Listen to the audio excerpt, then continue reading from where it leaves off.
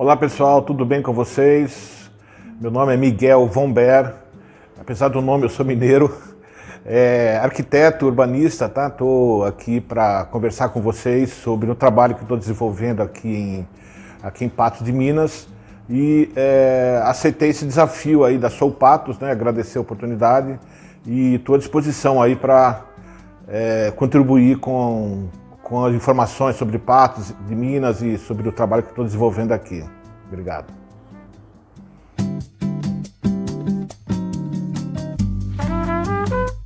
Bom, eu, como eu já tinha falado, sou arquiteto urbanista, né, mas tenho mestrado em planejamento urbano, né, pela Universidade de Brasília e trabalhei 33 anos, né, com unidades de conservação, né, com parques e reservas em várias regiões do Brasil, né, pelo IBAMA, pelo ICMBio, e me aposentei há 4 anos no Ministério do Meio Ambiente.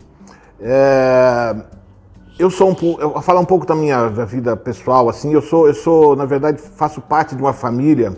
Meus pais moram em Brasília, tenho um irmão lá em Brasília também.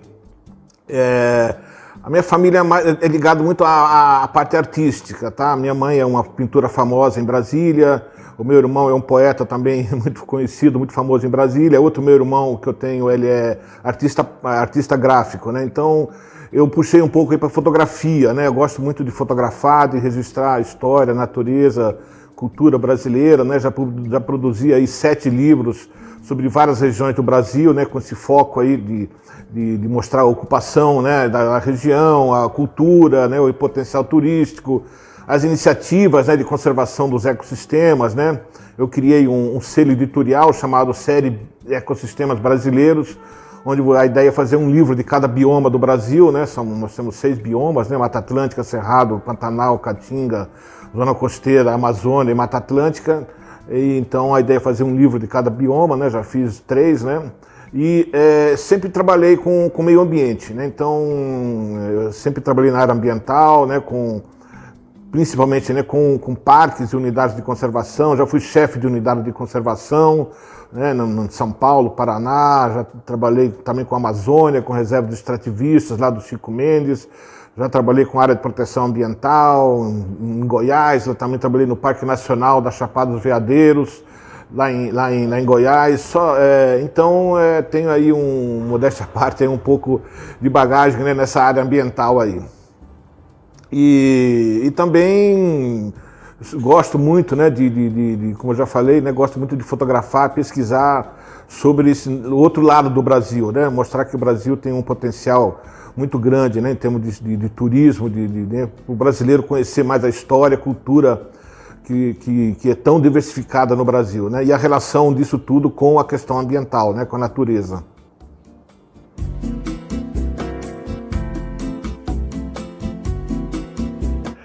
Eu já publiquei 7 livros de fotografias, tá?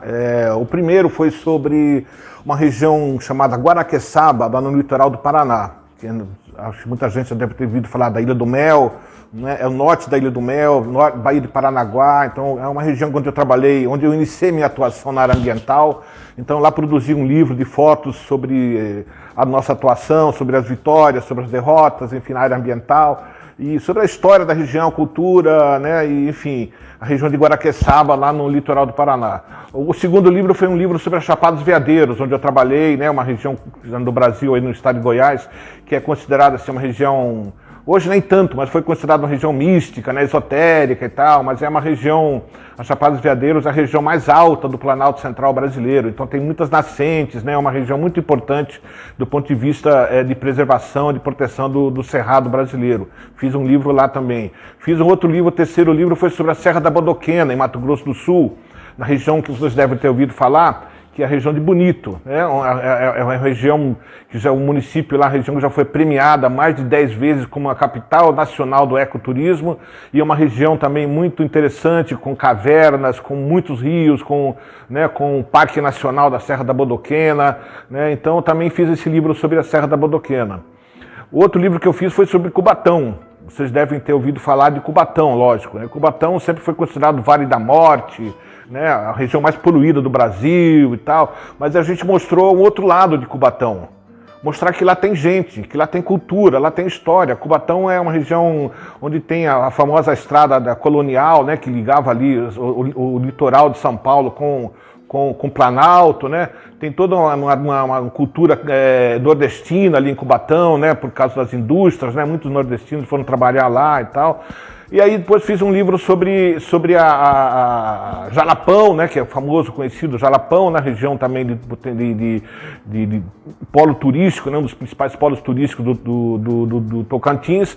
Depois fiz um livro sobre Quixadá, no interior do Ceará, né? Onde tem o famoso Açude do Cedro, né? Que é tombado pelo Patrimônio Histórico Nacional, né, na região da Caatinga, porque foi a primeira grande obra de Dom Pedro II, em 1877, né, que morreram mais de 500 mil pessoas no Nordeste, e o Dom Pedro resolveu começar a fazer os açudes para resolver o problema da seca no Nordeste. Então, acho que Quixadá foi um outro livro que eu fiz. E também fiz um livro da Costa dos Corais, que é esse aqui, né, um livro da Costa dos Corais, que é entre a região de Maceió e Recife, na região ali de Maragogi, Porto de Galinhas, acho que muita gente deve ter ouvido falar. E também mostra ali a ocupação, né, holandesa, né, mostra todo o potencial ali do turismo, dos recifes de corais, né, que são um ecossistema muito importante, né, que tem que ser preservado, né.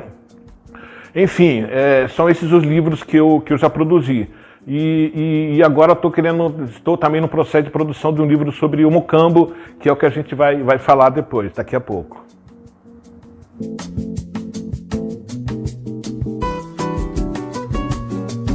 Eu vou falar primeiro numa frase bem curta, que me trouxe para Patos e para a região: o amor. O meu amor é de São Gotardo, minha esposa. Então eu estou aqui há 3 anos, a gente lógico, está mais tempo juntos, mas a gente vim para Patos por ela ser, né, dessa região lá, né, de São Gotardo e tal, e a gente está aqui em Patos para né, se inteirar, né, e é uma cidade que eu fui muito bem acolhido, graças a Deus, né, uma região com boa infraestrutura, né, de saúde, de comércio, enfim, né, e eu estou muito feliz de estar aqui em Patos. Então, mas eu nasci em Uberaba, né, sou uberabense, mas fiquei muito tempo em Uberaba e depois eu rodei o Brasil aí, Mato Grosso, São Paulo, Paraná, Goiás, São Paulo de novo, voltei para Brasília, muito tempo em Brasília, morei muito tempo em Brasília, né, que eu gosto muito também, e agora estou aqui, graças a Deus.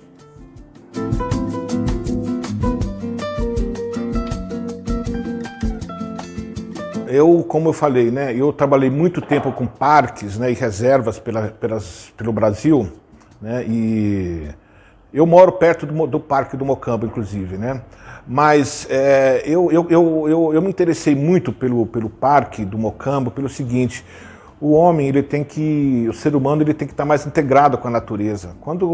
Vocês devem perceber que quando você está no meio da natureza, quando você está no meio de uma trilha, quando você está no meio, né, de algum ambiente, né, preservado e tal, você se sente espiritualmente melhor, né, tranquilo, você está mais ali, né, sossegado, consegue refletir mais sobre as coisas, está mais integrado, vamos até falar assim, está integrado com Deus, né, enfim.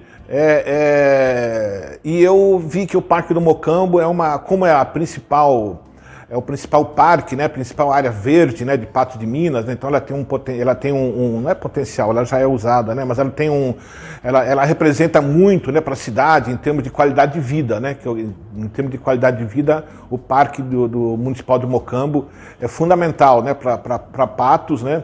E como eu gosto muito de fotografar, pesquisar, né, resgatar muito a história, né, a história dessas áreas, né, dessas áreas verdes, grandes áreas verdes, né, os parques urbanos. Os parques urbanos eles são chave, eles são estratégicos, né. O Brasil hoje é um país urbano, né, quase 90% da população brasileira vive nas cidades.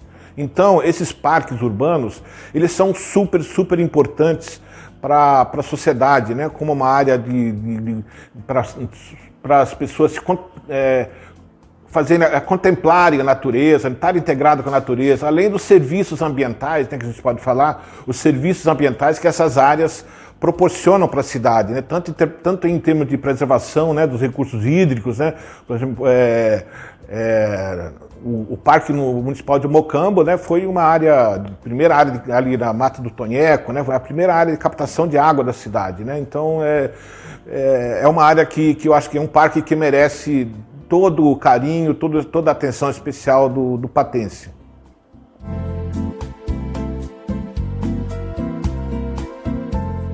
Bom, o Parque do Mocambo, o foco que eu vou dar um pouco mais é o processo histórico, né, do parque, né?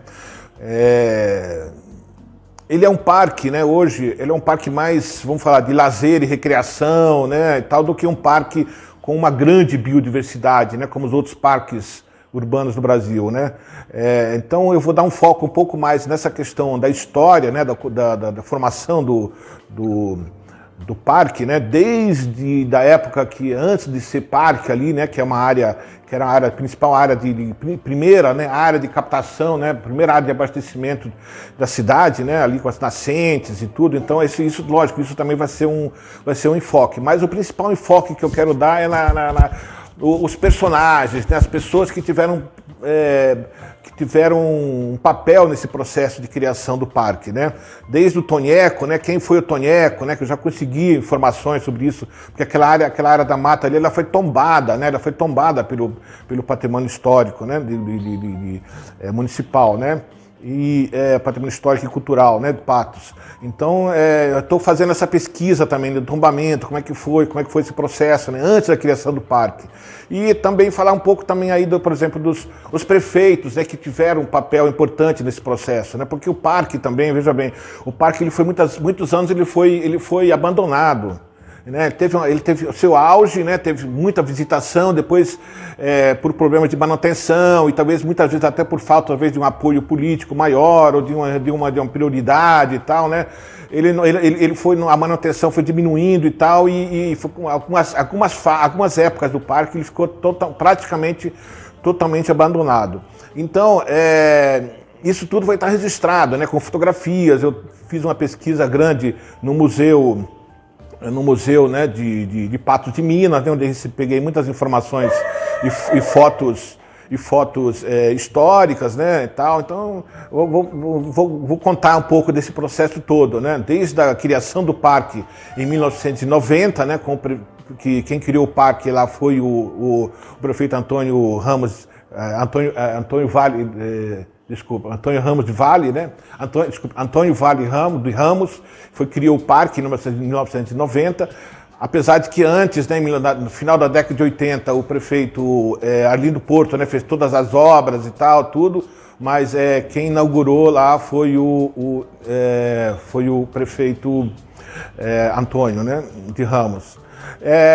E depois também, né, teve também uma reinauguração, né, teve obras lá no parque em 2004, né, foi inaugurado e tal, e agora também em 2023 ele também passou por um processo, né, de reforma e tal, e também foi reinaugurado. Então o parque ele tem teve uma época que ele ficou abandonado, depois foi sendo bem utilizado e tal, e hoje o parque está bem protegido, né, está bem, enfim, está sendo bastante utilizado pela população. Então a ideia é falar um pouco mais da história, né, da história desse processo todo, e também porque o parque tem, não sei se vocês sabem, né, mas o Parque Municipal do Mocambo tem o nome do Geraldo Martins, né?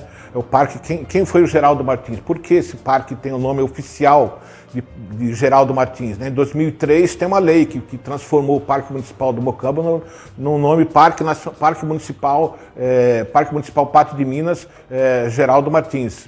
Desculpe, Parque Municipal Mocambo, Geraldo Martins. Foi um vereador que na década de 60, 70, uma pessoa que teve um grande papel, né, na comunidade, né, de Patos de Minas, ajudou muitas pessoas, tal, foi funcionário da prefeitura, depois foi vereador por várias gestões e tal. Então o nome do parque muito justamente, né, com justiça tem esse nome, mas pouca gente sabe disso, né? Então a ideia também é resgatar de porquê, né, isso e tudo e tal. Enfim, é isso. Tem muita coisa aí para contar, né? Meu livro vai ser um resgate, né, de toda essa história, né, da importância que o parque tem, né, e sempre esperamos que sempre tenha, né, para a população patense.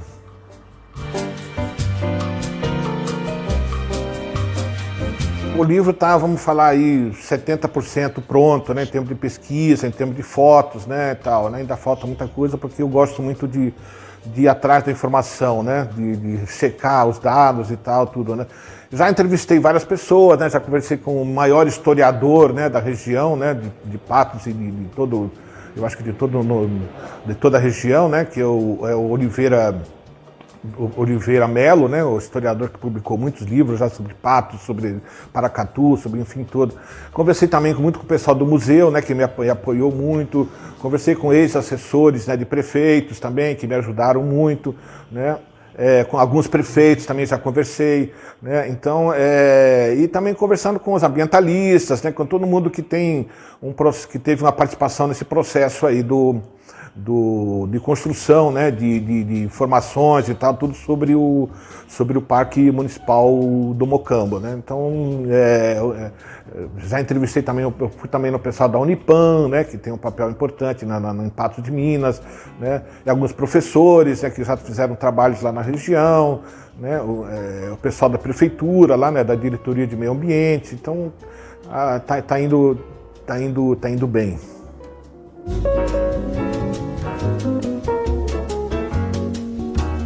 Hoje o Parque Municipal do Mocambo como eu falei, né, a principal área, né, de visitação na cidade, mas é uma área que está num processo ainda, que tem algumas coisas ainda no final lá do parque, né, lá na parte do fundo, bem lá no fundo, que ainda tem que ser, né, melhorada, né, que tem que ser cercada, que tem que ser as trilhas lá no fundo, né, depois dos quiosques, né, para quem conhece, depois do último lago lá, né. Mas eu acho que hoje o parque está bem protegido, de certa forma, né? Eu acho que tem aí uma ronda, né, no parque 24 horas, tem o pessoal que atende lá, né, que dá orientação também, enfim. Hoje o parque, ele está num processo, né, de consolidação, né, como a principal área verde, né, da cidade, né.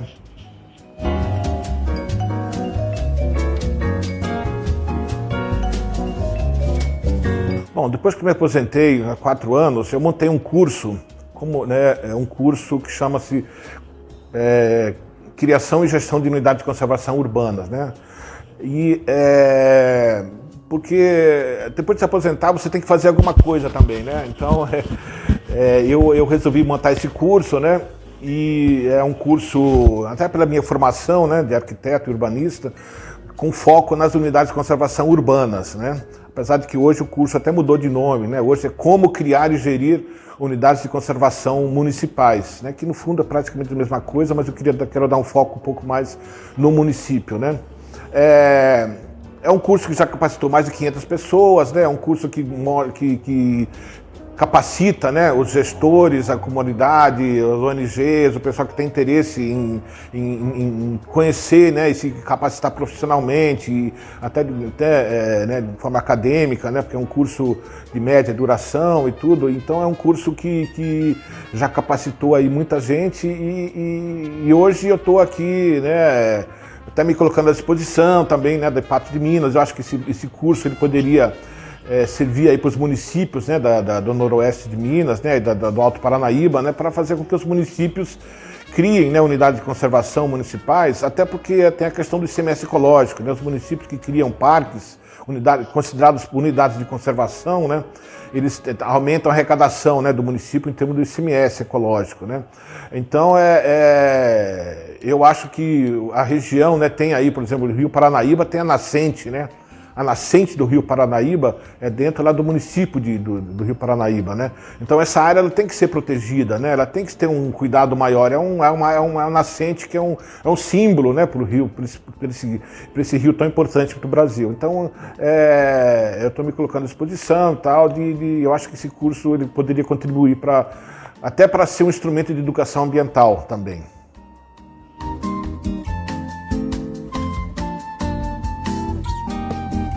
Bom, existem algumas correntes, né, que no meio ambientalista, né, mundial, né, que são visões, né, diferenciadas, né, da questão do desmatamento na Amazônia, né. Nos últimos anos, realmente, o desmatamento, né, aumentou na Amazônia, né, em função de políticas públicas aí que não foram condizentes, né, com a realidade da Amazônia, mas sem entrar no mérito, né, dessa questão toda aí de políticas públicas e tal, né, que eu acho que é uma outra discussão, mas eu acho que é preciso encontrar alternativas econômicas, né, sustentáveis para as comunidades, para as populações que vivem na Amazônia, né? Para as populações tradicionais, para os seringueiros, para os indígenas, para os ribeirinhos, para essa população que, na verdade, no fundo, são eles que preservam a Amazônia. Né? Eles que preservam a Amazônia.